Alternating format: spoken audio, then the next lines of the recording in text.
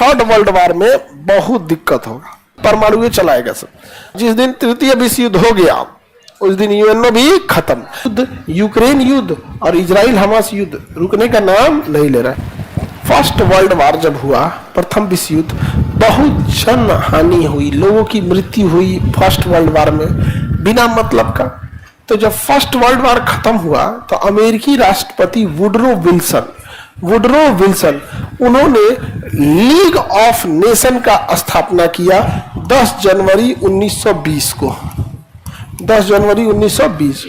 इस league of nation का उद्देश्य यह था कि आपसी देशों में संबंध को बेहतर बनाना ताकि युद्ध की स्थिति न हो। देखिए, जिनसे आपका व्यापार जुड़ा होता है, ट्रेड जुड़ा होता है, कल्चर जुड़ा होता है, आप उससे युद्ध नहीं करते।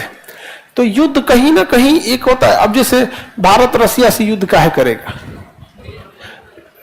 ट्रेड जुड़ा है, हथियार हम वहीं से खरीदते। ईरान से हम काहे लिए दुश्मनी लेंगे? ईरान हम लोग का क्या बिगाड़ा ये बताओ?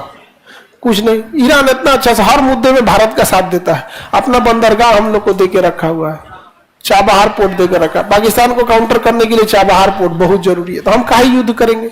तो आपस में जब नेशनल इंटरेस्ट जुड़ जाते हैं ना तो युद्ध नहीं होता है। इसी के लिए लीग ऑफ नेशन बनाया गया था, जो बीमारियों से भी रक्षा करे, आपस में जोड़ के रखे, व्यापार को बढ़ावा दे। लेकिन इसका मुख्य उद्देश्य यह था कि यह दूसरा विश्व युद्ध नहीं होने देगा, क्योंकि यह प्रथम विश्व युद्ध के बाद बना था और इसने बहुत अच्छा काम किया। WHO जो आप पढ़ रहे हैं ना, वो लीग ऑफ नेशन का ही था, वर्ल्ड हेल्थ ऑर्गेनाइजेशन। इसने मलेरिया की दवा को इतनी दुनिया में बांटा कि मलेरिया बहुत हद तक कंट्रोल हो गया। इसने व्यापार को भी बढ़ावा दिया। लेकिन इसके साथ दो गड़बड़ी हो गया।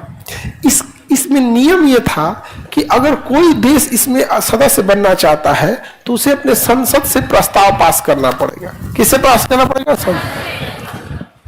इसका संस्थापक अमेरिका जो था ना, जब वो संसद में गया कि हम भी लीग ऑफ नेशन के सदस्य बने ना, तो अमेरिका के ही संसद से पास नहीं हो पाया। तुम लोग समझा ही नहीं। मतलब जिसने इसकी स्थापना किया लीग ऑफ नेशन की, घूम घूम प्रचार किया कि इसके सदस्य बनिए, और बहुत सारे देश इसके सदस्य बन भी गए। अमेरिका ने कहा कि हम भी इसके सदस्य बनेंगे। अमेरिका गया अपने संसद में प्रस्ताव लाने, तो उसका प्रस्ताव पास नहीं हो पाया। तो जो इसका संस्थापक था वही इसका सदस्य नहीं हो पाया। नहीं समझ रहे आप?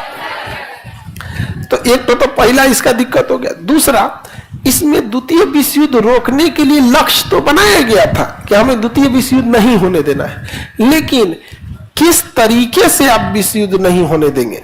कुछ ना कुछ तो होना चाहिए ना, कुछ ना कुछ तो होना चाहिए। आखिर कोई एक तरीका बताएंगे ना कि इस तरीके से हम युद्ध को नहीं होने देंगे। तो उसने ये तो तरीका ही नहीं था उसके पास। तो उसने क्या हुआ, द्वितीय विश्व युद्ध के बाद, जब प्रथम विश्व युद्ध में जब युद्ध की नौबत आई तो इसके पास कोई सेना नहीं थी।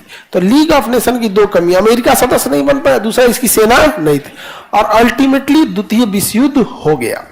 अब जब द्वितीय विश्व युद्ध हो गया तब तो भयानक मारकाट हुआ, बहुत लोग की मृत्यु हुई थी जहां तहां से।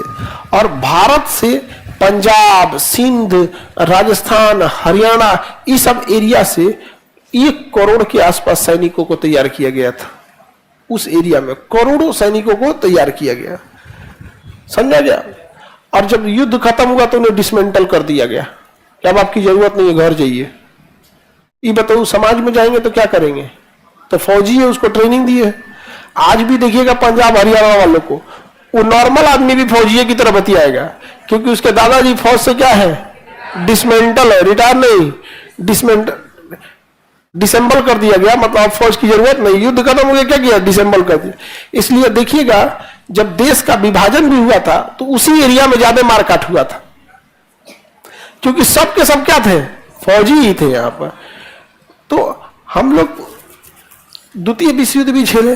जब द्वितीय विश्व युद्ध खत्म हुआ तो फिर अमेरिका के राष्ट्रपति रूजवेल्ट, उस समय वुडरो विल्सन थे प्रथम विश्व युद्ध के समय, इस बार रूजवेल्ट, उन्होंने बनवाया 24 अक्टूबर 1945 को यूएनओ, यूनाइटेड नेशन ऑर्गेनाइजेशन। इसका सदस्य अमेरिका बन गया, मुख्यालय भी अमेरिका लाया। ज्यादातर खर्च भी अमेरिका उठाया और इसमें कहा कि हर देश यूएनओ की खर्च चलाने के लिए कुछ ना कुछ पैसा देगा और जो पैसा नहीं दे सकता वो सेना देगा। तो यूएनओ के सदस्य ही मिलकर आपस में सेना का निर्माण करते हैं। अभी हम ही लोग के फौज में एक अफसर थे जो इजराइल हमास के कॉन्फ्लिक्ट में क्रॉस फायरिंग में उनके ऊपर टैंक का एक गोला आया और वो शहीद हो गए, जो यूएन के ड्यूटी पर थे। बहुत सारे भारत के सैनिक आज भी यूएन की ड्यूटी पे होते हैं अलग अलग जगहों पे, लेकिन वो युद्ध, यूक्रेन युद्ध और इजराइल हमास युद्ध रुकने का नाम नहीं ले रहा है। अभी वो जीत रहा है तो काहे को दूसरे के लिए रुकने गया, नहीं समझे? आगे बढ़े।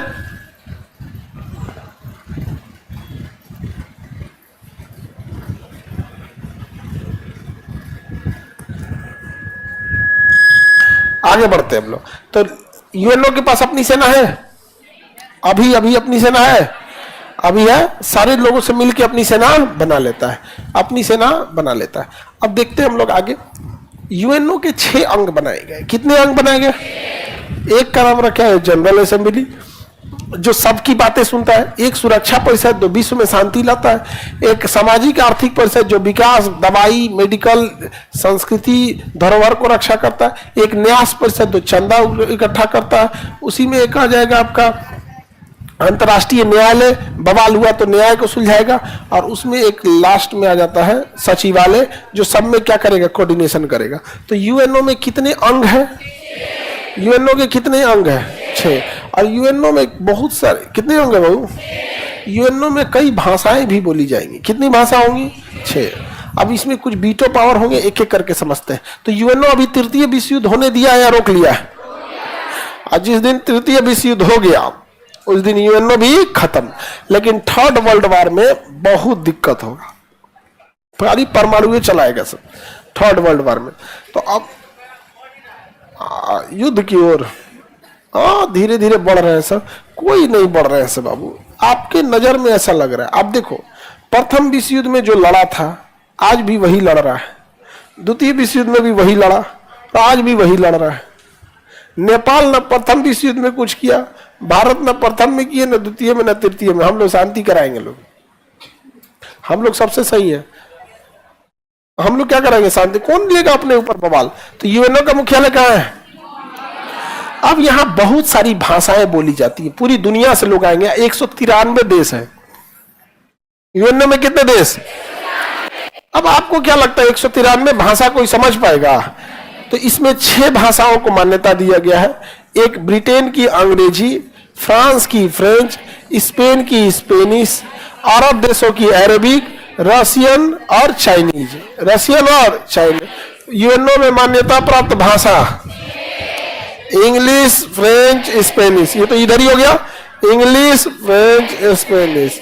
अब इधर में अरेबिक, रशियन, चाइनीज। यानी पूरे यूएनओ में 2 ही महाद्वीप की भाषा, 3 भाषा यूरोप की, इंग्लिश, फ्रेंच, स्पेनिश, और 3 भाषा एशिया की, अरेबिक, रशियन, चाइनीज। समझ में गया? दबदबा है, हो गया यहाँ पे पूरा। किसका? एशिया का। और किसका? यूरोप का। यही 2 एकदम यूएनओ में अपना दबदबा बना के रखे हैं, डोमिनेट करके रखते हैं सब। किस पे? एशिया, यूएनओ पे। भाषा कितनी है? सबसे बाद में जो भाषा जोड़ी गई थी वो अरेबिक थी। सबसे बाद में कौन भाषा जोड़ी गई? अरेबिक। हालांकि देखिए, आप भाषा बोलने के लिए कई भाषा बोल सकते हैं।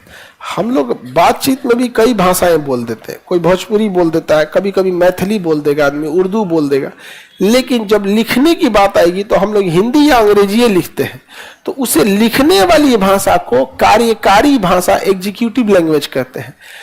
तो यूएनओ में 6 भाषाएं हैं, लेकिन इन 6 की 6 भाषाओं में जो कार्यकारी भाषा है वो है फ्रेंच और अंग्रेजी। फ्रेंच और